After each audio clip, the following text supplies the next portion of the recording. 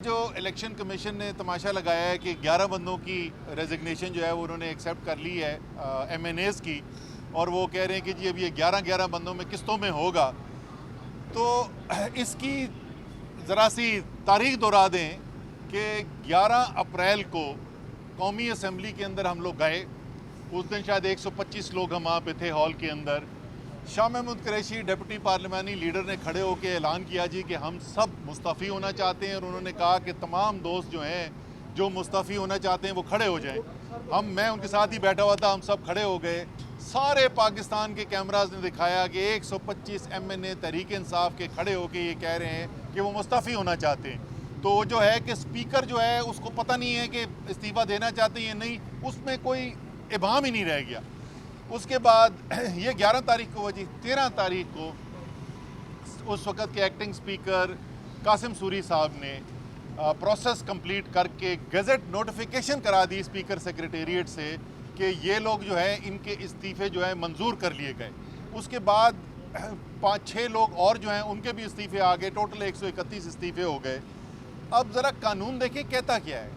कानून के अंदर वैसे ही स्पीकर को तो कोई इख्तियार ही नहीं है कि वो रोक ले उसको, लेकिन यहाँ पे तो स्पीकर जो है वो आगे पास ऑन कर चुका है, गज़ट नोटिफिकेशन कर चुका है।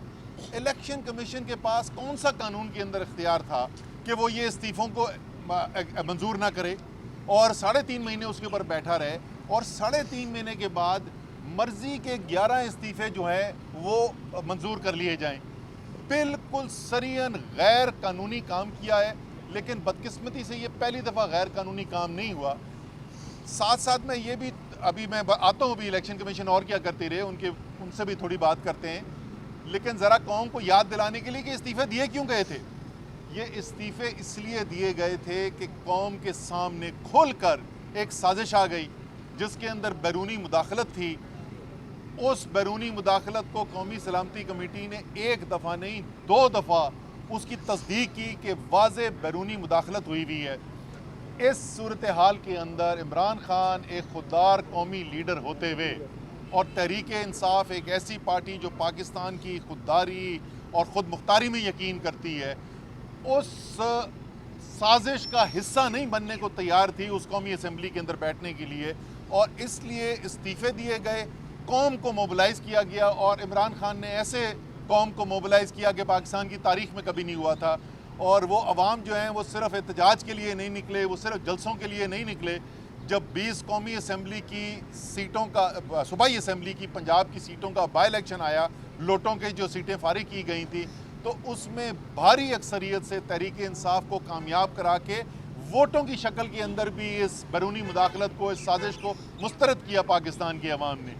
अब उसी साजिश को करने वाले कोई ना कोई तरीका बहाना ढूंढ रहे हैं कि इस निज़ाम को, जिसकी वजह से पाकिस्तान की मईशत तबाह बर्बाद हो गई, जिससे हमारी सियासत का शिराजा कौम का बिखर रहा है, उसको किसी न किसी तरीके से चलाया जाए और ये कुछ चलाकियाँ की जाएँ।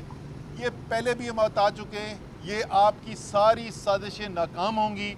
और इलेक्शन कमीशन पे मैं आता हूँ, इनके ऊपर तो बाकायदा तौर पे एक रेफरेंस फाइल किया जा रहा है, एक बहुत तवील फहरिस्त बन चुकी है कि गैर कानूनी ये फ़ैसले जो करते रहे, और हर दफ़ा में कोर्ट के अंदर जाके इनके फ़ैसलों को रिवर्स कराना पड़ता है। तो मैंने पहले भी अर्ज़ की थी कि इलेक्शन कमीशन जो है अब वो गैर जानिबदार रियासती इदारा नहीं है।